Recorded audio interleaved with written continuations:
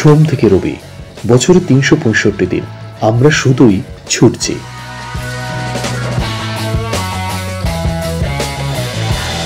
কিন্তু ক্লান্ত শরীর, অবসন্ন মনের তো একটু বিশ্রাম দরকার।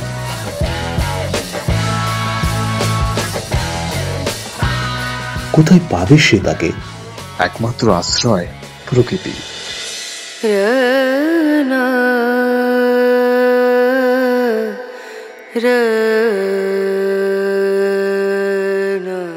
শান্তি আছে সেখানে। বেদ, উপনিষদ এই প্রকৃতিকেই বলছে ঈশ্বর।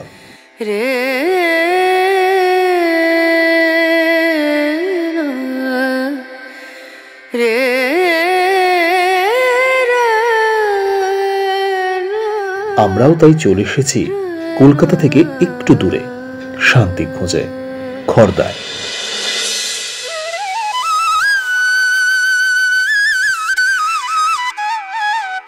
খড়দাহ বা খড়দা।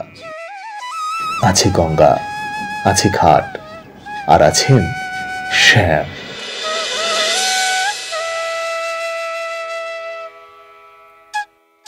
ওই দূরে শোনা যাচ্ছে শ্যামের বাঁশি। চলুন যাওয়া যাক শ্যামের মন্দিরে, শ্রীপাঠ রাধা শ্যাম সুন্দর মন্দিরে।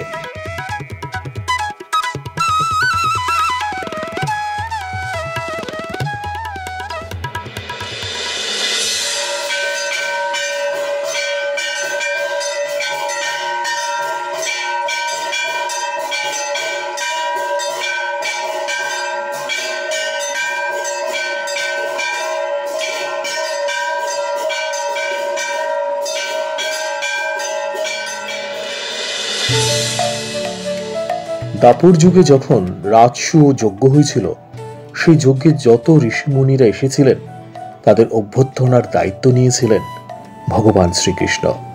তিনি একটি পাথরের উপর বসে প্রত্যেক মনীষীদের পা ধুয়ে দিয়েছিলেন। পরবর্তীকালে সেই পাথরটি আসে মালদার নবাব বাড়িতে। সেই পাথরটি অবশ্যই জীবন্ত, কারণ পরশের একটা ব্যাপার আছে। সেই কুষ্টি পাথর থেকে শ্যাম সুন্দরের বর্তমান রূপ গ্রহণের কাহিনী বড়ই চিত্তাকর্ষক। মহাপ্রভুর পার্ষদ মানে চৈতন্যদেবের পার্ষদ নিত্যানন্দ প্রভু, সেই নিত্যানন্দ প্রভু প্রথম জীবনে অবধূত ছিলেন। তারপর মহাপ্রভু সন্ন্যাস নেওয়ার পর মহাপ্রভুর নির্দেশেই সংসার ধর্ম পালন করেন। কালনায় এলেন। কালনায় এসে সূর্যদাস পণ্ডিতের দুই মেয়ে বসুধা এবং জাহ্নবামা দুজনকেই বিবাহ করলেন এবং একই রাত্রে একই বিবাহ লগ্নে বিবাহ করে তিনি সচিমাতা ঠাকুরানীকে প্রণাম করে খড়দায় এলেন পুরন্দর মিশ্রের আশ্রমে, যেটাকে বলা হচ্ছে নিতাই বাড়ি। এখান থেকে বেরিয়ে গেলেই সোজা যেখানটা ধাক্কা খাচ্ছে সেই নিতাই বাড়িতে। এখানে এসে গারস্থ জীবন শুরু করলেন। এখান থেকেই নাম প্রেম বিতরণ করলেন মহাপ্রভুর নির্দেশ অনুযায়ী। পরবর্তীকালে ওনার সন্তান হলো একটি কন্যা সন্তান, যার নাম গঙ্গাবনী। অষ্টম গর্ভের সন্তান হলেন বীরচন্দ্র প্রভু, যাকে বলা হয়, শাস্ত্র বলছে যে মহাপ্রভু দ্বিতীয় অবতার। নিত্যানন্দ প্রভু লীন হওয়ার পর নিত্যানন্দ প্রভুর এই অসম্পূর্ণ কাজের দায়িত্ব, অর্থাৎ নাম প্রেম প্রচার করার দায়িত্ব তার সন্তানের ওপর স্বাভাবিকভাবেই আসে। তিনি নাম প্রেম প্রচার করতে বেরিয়েছেন। তখন মুসলিম সমাজ, তিনি গৌড়ে যখন গেছেন তাকে তখন সেখানে অ্যারেস্ট করা হয়েছে যে তুমি এই ইসলাম রাষ্ট্রে কী করে তুমি কৃষ্ণ নাম করো। দিয়ে হাজতে ঢুকিয়ে দেওয়া হয়েছে। ঢুকিয়ে দিয়ে তাকে খাবার দাবার দেওয়া হয়েছে। তিনি বারে বারেই খাবার ফিরিয়েছেন। তৃতীয়বার যখন তাকে বাপুচিরা খাবার দিতে গেছে, তিনি বলছেন আমাকে খাবার দিয়ে লাভ নেই, নবাবের যে জামাই মৃত্যুর সঙ্গে পাঞ্জা কষছে এইটা নিয়ে গিয়ে তাকে খাইয়ে দাও। এখন তাকে খাওয়ানোর পরেই সেই জামাই সুস্থ হয়ে গেল। সুস্থ হওয়ার পর নবাব তাকে জেলখানা থেকে বার করে রাজসভায় নিয়ে এসে বলছে তুমি তোমার পরিচয় দাও, ধরবে আসল পরিচয়। তখন বলছে আমার আসল পরিচয়, আমি একজন ব্রাহ্মণ সন্তান, কৃষ্ণ নামের প্রচারক, এর বাইরে আমার আর কোনো পরিচয় নেই। তখন বলছে আমি তোমাকে উপঢৌকন দিতে চাই, তোমার জন্যই আমি আমার জামাইকে ফিরে পেয়েছি। বলছে আপনার সিংদরজায় যে তেলুয়া পাথর অর্থাৎ কোষ্ঠী পাথরটা আছে সেইটা আমার চাই, সে পাথরকে তোলার দায়িত্ব আমার। তখন বলল বেশ। বীরচন্দ্রপ্রভু রাজসভা থেকে বেরিয়ে এসে সেই পাথরটিকে আহ্বান করলেন যে তুমি নিজ গুণে আমার কাছে এসে ধরাও। পাথর আপনা আপনি গাছের মতো নড়তে আরম্ভ করলো। নবাব লোক লস্কর দিল, সেই পাথরকে তোলা হলো, গঙ্গায় ভাসিয়ে দিলেন বীরচন্দ্রপ্রভু, বললেন তুমি খড়দহে যাও, আমি আসছি। এবার সামান্য কিছু খড় ফড় জড়িয়ে তাকে পাঠিয়ে দেওয়া হয়েছিল। সেই পাথর শ্যামসুন্দর ঘাটে যখন পৌঁছায়, বীরচন্দ্র প্রভু লোকজন সঙ্গে নিয়ে তখন ঘাটে গেলেন। সেই পাথর আনা হলো, শান্তিপুর থেকে এলেন নয়ন ভাস্কর, মূর্তি তৈরি হলো। প্রথম মূর্তিটি একটু লম্বা ও রোগা, যার নাম বল্লভজি বা রাধা বল্লভ। দ্বিতীয় মূর্তিটি একটু ছোট হওয়াতে তাকে সাঁই বোনায় প্রতিষ্ঠা করলেন, নাম দিলেন নন্দদুলাল। তৃতীয়বার বীরভদ্র প্রভুর ধ্যানে দেখতে পাওয়া শ্যামসুন্দর কুষ্টি পাথরের মূর্তিতে প্রকট হলেন।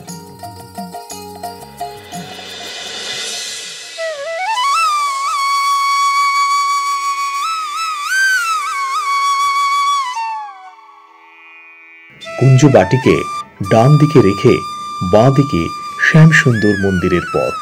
পুজোর ডালি সাজানো কয়েকটি দোকান রয়েছে সেই পথে।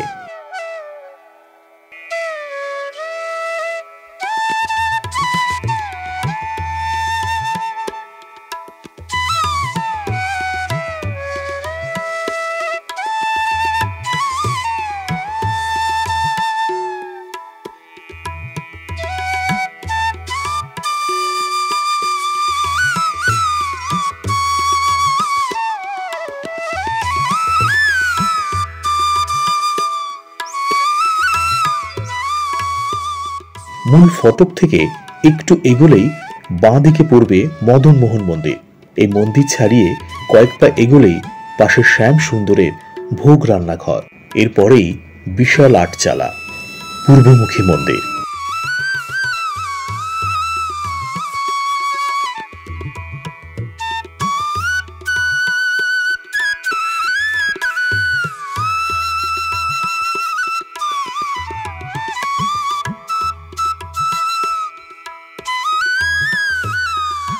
মন্দিরের সামনে বিস্তৃত নাট মন্দির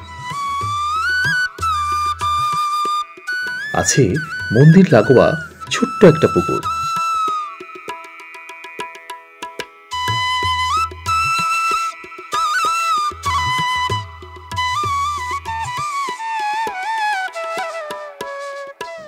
গর্ভমন্দিরের বেদির উপর অলঙ্কৃত রূপোর সিংহাসন তথা মঞ্চেই শ্রী শ্যাম সুন্দরের অধিষ্ঠান।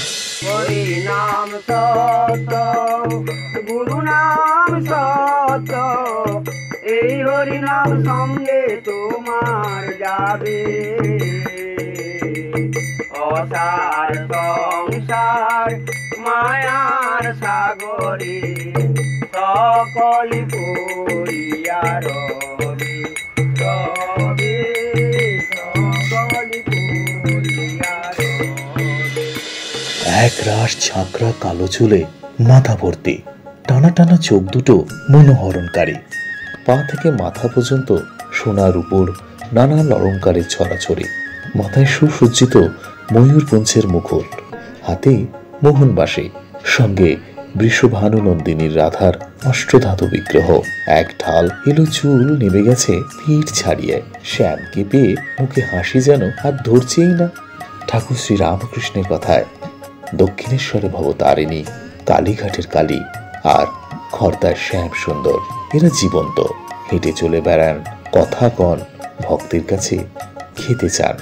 প্রথম দর্শনটা আমি করেছি মাঘ মাসেই করেছিলাম, এবং মাঘ মাসে প্রথম সেবারে 8ই মাঘ, ওই প্রথম আমি দেখে আমার এত ভালো লেগেছে, সেই থেকে শ্যামের ওখানে আমার যাতায়াত, শ্যামের ওখানে চলা, হ্যাঁ, এবং শ্যামকে আর শ্যামের যে এই যে প্রসাদ এত সুমধুর, এত মানে কি কখনো ভুলতে পারি না, মানুষকে খাইয়ে তৃপ্তি করে আমিও নিজের তৃপ্তি পাই। আমাদের এখানে পুজোর ব্যাপারটা তেমন থাকে না, আমাদের এখানে সেবাটাই মূল।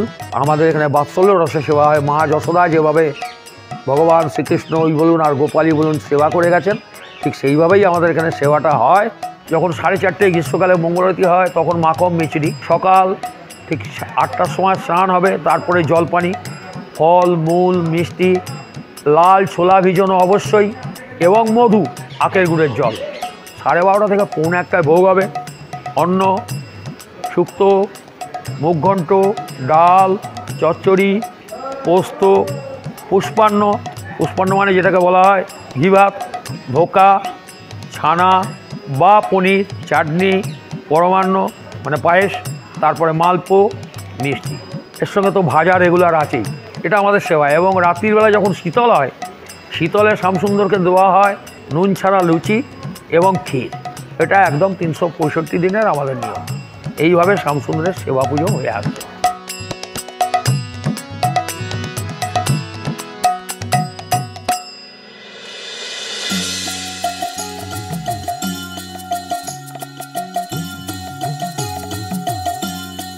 ভোগ আরতির পর শ্যামের শয়ন হয়ে গেলে ভক্তদের প্রসাদ পাওয়ার ব্যবস্থা আছে কিঞ্চিত মূল্যের বিনিময়।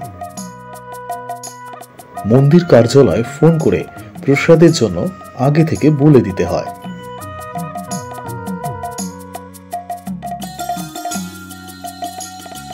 তিরিশ বছর আগে আমি খড়দাস অক্ষয় চৈতন্য মহারাজ ছিলেন, ওনার মন্দিরেই যেতাম।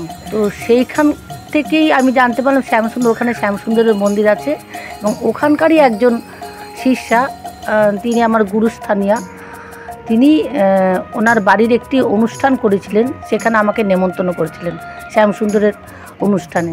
সেই দিনই আমার শ্যামসুন্দরকে দর্শন করে এত ভালো লেগেছিল, সব ভালো লাগার তো মুখে বলা যায় না, সম্পূর্ণটাই অনুভবের বিষয়। তবুও বলবো একটা আলাদা আনন্দ বলুন, একটা আলাদা ভালো লাগা বলুন, যেই আনন্দ, যেই ভালো লাগার সঙ্গে আর কোনো কিছু তুলনাই হয় না। তখন আমাদের গঙ্গার জলে রান্না হতো, এখন সাবমার্শালের জলে রান্না হয়। তা এই বর্ষাকালে গঙ্গার জলে ছোট ছোট চিংড়ি মাছ হয়। ভারী গঙ্গার জল দিয়ে গেছে, গামছায় জল ছাঁকা হতো, অন্ধকার ঘর বলে সে বুঝতে পারিনি গামছাটা ফুটো হয়ে গেছে। সেইখান দিয়ে একটি চিংড়ি মাছ ঢুকে যায় জলেতে, রান্না হয়ে গেছে। স্বামের ভোগের মধ্যে একটি ছোট্ট চিংড়ি মাছ পাওয়া যায়। যে সেবাইতের সেবা ছিল, সে সেবাইতের বাড়িতে যখন প্রসাদ চলে গেছে, তিনি প্রসাদটা বেড়ে দেখছেন একটা ছোট্ট চিংড়ি মাছ। আমাদের যে পুরোহিত বাড়ি, শ্যামসুন্দর দুপুরবেলা গিয়ে শব্দ দিয়েছে, তোরা তো খেয়ে দিয়ে ঘুমোচ্ছিস, আমি সারা দুপুর অভুক্ত অবস্থায় আছি, আমার আজকে ভোগেতে একটি চিংড়ি মাছ ছিল, যার জন্য আমি কোনো সেবা করতে পারিনি। তখন এই বাড়ি থেকে দেনান্দে, আর এই বাড়ির যে গিন্নিমা ছিলেন, লুচি সুজি এইভাবে তৈরি করে নিয়ে এসে শ্যামকে শয়ন থেকে তুলে বিকেলবেলা শ্যামকে নিবেদন করা হয়।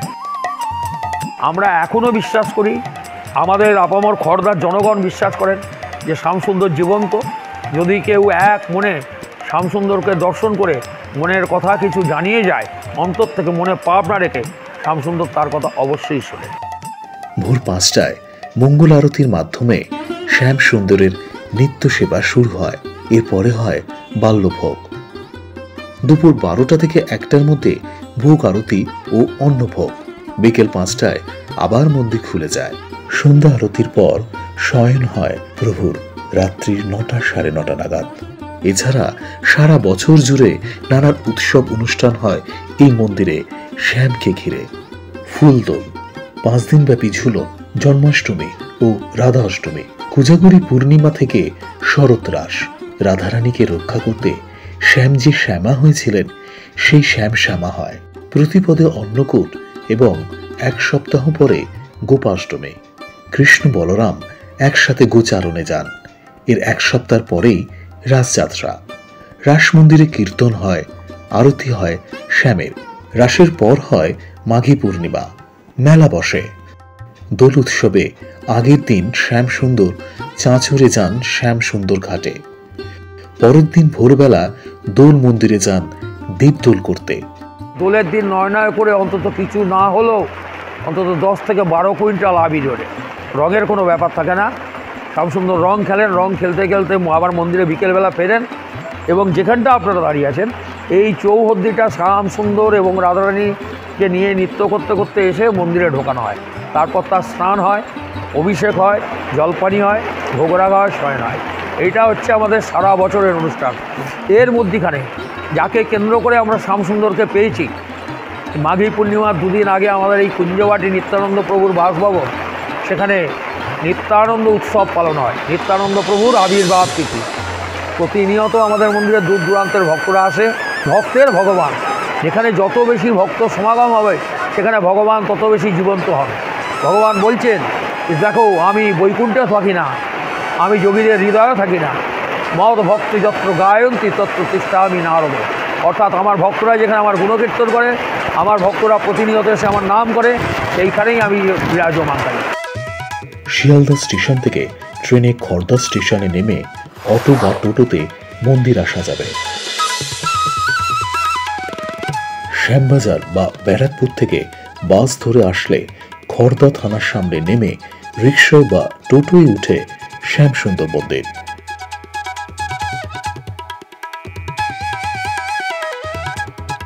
হাওড়া স্টেশন থেকে বা হুগলি জেলা থেকে আসতে চাইলে রিষড়া স্টেশনে নেমে রিক্সা ধরে খেয়াঘাটে আসতে হবে। লঞ্চ পেরিয়ে শ্যামসুন্দর মন্দির পৌঁছানো যাবে।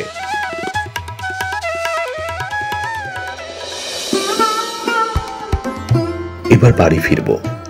মন এখন অনেকটাই শান্ত লাগছে। খড়দায় গঙ্গা আর রাধা শ্যামসুন্দর মনকে ভরিয়ে দিয়েছে। বুক ভরা তাজা নিঃশ্বাস ও মননে শ্যামের মূর্তিকে বসিয়ে ফিরে যাচ্ছি আবার নিজের বাসায়। জানি আপনাদেরও মন ভরে গেছে। আবার দেখা হবে নতুন আর এক পর্বে, বাগবাজারে এক শ্যামা মন্দিরে। নাট্যকার গিরিশ ঘোষ যাকে বলতেন উত্তর কলকাতার গিন্নিমা। আজ এই পর্যন্ত।